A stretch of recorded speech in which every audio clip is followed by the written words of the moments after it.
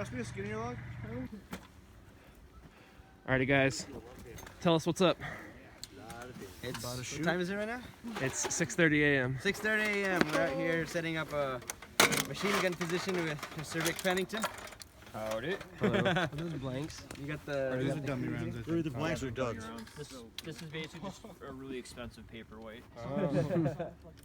My name is Jaime Herrera Jr. And that is. Luis Enrique Treviño. We're both directors. We're the directors of Degüello. Alrighty, walk us through the set. All right, back here, it's kind of like the center point, I guess, of our fighting position. This is the Werfgranate 34. It's a German 8-centimeter mortar. It's produced from 1934 to 1945 throughout the entire war. This was the Germans' medium-sized mortar. It would carry rounds, 3 rounds each in these little wooden boxes. And here you have the Tornister Empfänger B, means radio receiver B. This actual model was produced in 1945, so probably one of the last ones that actually came off the production line. It's just a one receiver. They consider it a backpack radio, although it weighs about 35 pounds or so.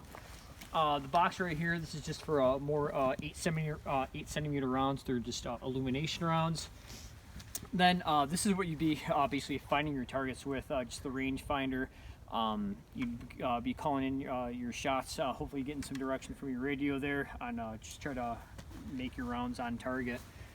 Up here, we have the MG42.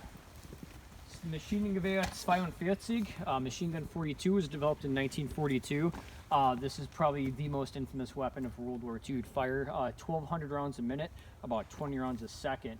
It was pretty quick and easy to produce since it's all just stamped metal. I mean, you could literally make probably 3 or 4 of these in the time to make one MG42.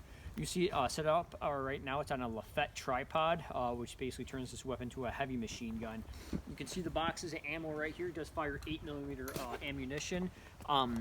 All the guys who would be in the squad assigned to this weapon would carry as many boxes. They'd wear the belts of ammo around their neck because this thing just tore through ammo like nobody's business. Over here, this is called the Panzerfaust Klein. This is basically the world's first RPG. It's a shaped charge round up here, and it was only good up to about 30 meters. So you'd have to be pretty darn close to actually hit it. Very crude, just flip up sights. But then in mid-1944, they replaced that with the Panzerfaust 60. So this, you had a little bit better range. You have an improved rocket here, but even this, I mean, you have to be pretty darn close to actually hit your target. Very effective weapon, though. I mean, the instructions are literally just printed right here on the label. I mean, you had, 12, 13-year-old kids in Berlin fighting with these, taking out T-34s. Scott, you want to talk about your Sturmgewehr? This is a Sturmgewehr 44, and this is in a 22 caliber. It was initially issued into a Kurtz round, which was slightly less than a regular 8mm cartridge, and it was easier to produce. It was stamped metal. Gave you a selection of automatic fire and semi-automatic fire.